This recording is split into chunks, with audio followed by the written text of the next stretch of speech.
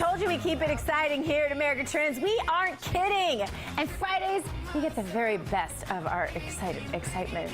Every week I say it's been the craziest week in politics, so let's just say it's been one of the wildest weeks ever. Started out with Hillary beating Bernie in the California primary and being crowned the presumptive Democrat nominee and becoming the first female nominee in a major party in U.S. history. Thanks to you, we've reached a milestone. The first time in our nation's history that a woman will be a major party's nominee. All right, well, Bernie Sanders did the math, and he said, yeah, not so fast. You didn't win. If it weren't for the unelected superdelegates, you wouldn't be the winner at all. Here you go. Next Tuesday, we continue the fight in the last primary in Washington, D.C. And then we take our fight for social, economic, racial, and environmental justice to Philadelphia, Pennsylvania. Oh, David's great. Then Donald Trump held a big press conference just to announce that he will be holding another press conference next week. I am going to give a major speech on probably Monday of next week, and we're going to be discussing all of the things that have taken place with the Clintons. I think you're going to find it very informative and very, very interesting. I think that's the first time in American history that all the networks covered a press conference live that was just intended to tease an upcoming press conference. But with, I mean, I guess I have to admit I'm guilty of teasing too with that. I want to bring it over to my guy, Barry Nussbaum. He's our political analyst here on America Trends, and you can find him at Barry Nussbaum because he's trying to up his social media presences right now. I think you informed me of that before we started the show. Findbarry.com. Findbarry.com. Right on. He knows his own web address, too. This man is a man of wonders in my mind tonight. In my mind as well. For reasons that only his wife knows at this moment, which sounds really, really strange. Yes, exactly.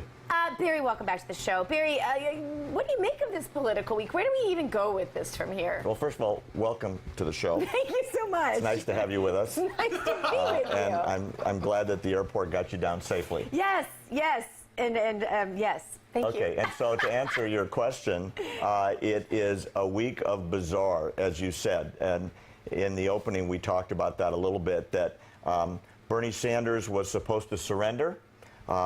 Barack Obama sat with him and negotiated the surrender. Right. Bernie Sanders went down the driveway and proclaimed, we're going to fight on, we're going to Philadelphia, the revolution isn't going to die. I'm surprised he didn't quote from Fidel Castro. For him, he's going up in the mountains with his guerrilla troops, and they're not going to surrender easily. At the same time, Hillary Clinton, including the superdelegates, is claiming victory, and AP has a study out that about 98% of them are not going to leave their commitment to endorse her and vote for her at Philadelphia. So with superdelegates, she's over the hump. She's the nominee. Bernie, I think, wants to negotiate a surrender that is, I give up in exchange for being a major part of the platform. The Democratic Party is going back to the time of Eugene Debs as the socialist candidate, because he's going to negotiate major socialistic programs. Okay, and how is Hillary going to run on that platform? Right. And which ones of those is he going to? What do you think? We don't know yet. But what's your best guess? Because, I mean, I've heard all kinds of people speculating about this, and your instincts are usually pretty good. What do you think? I think Bernie's all about free stuff that comes from the free stuff making machine. And so for him, it's been you go to college and that's free, and you get health insurance and that's free, and you need unemployment and that's free, and health care, and you shouldn't pay for that either. And there's nothing in the economic model of Bernie Sanders that has any semblance of where the money comes from. And that's going to be Hillary's major problem. If she's got to drag that anchor into November, she's got a major problem on her hands, because a vast majority of America knows that it's BS economics, and it's indefensible. And Donald Trump is praying that that gets into the platform. I want to ask you about something, because I think this is a really interesting thing that is also trending this week. That one of the things that came into my, I noticed it this week because I was talking about it on several shows, is that there's an increased suicide rate among middle-aged white men. There is an increased, well, there's a lack of a glass ceiling, really. In fact, men today, the average man in the workforce today makes less than he did in 1973, proportionally. So times aren't good for men, and now you have Hillary, and she has the women's vote, we get that.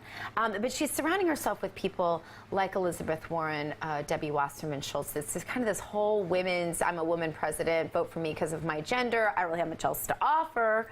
Is that going to work for her if the glass ceiling is proven to be the fake theory that many of us have thought for a long time it really was? Yeah, I think there's a subtext to that. It's a great question, Dr. G. And I think the subtext that the Republican strategists working with Trump ought to be hearing loud and clear is the following.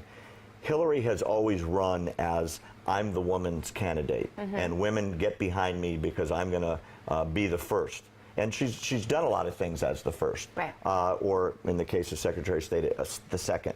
But having said that, it's really important to remember that she is a serial enabler of an abuser of women that goes back 3 decades. Right. And if Trump is smart strategically, he's going to beat on that like a drum as part of his talking Well, no, it's points. interesting you say that, because Mitch McConnell and a lot of the establishment say Mr. Trump should not bring up her personal past. They don't think that's a good place to go. They should that Mr. Trump should stick to policy and nothing personal. But you're advising otherwise. Yeah, I would say so, and here's why.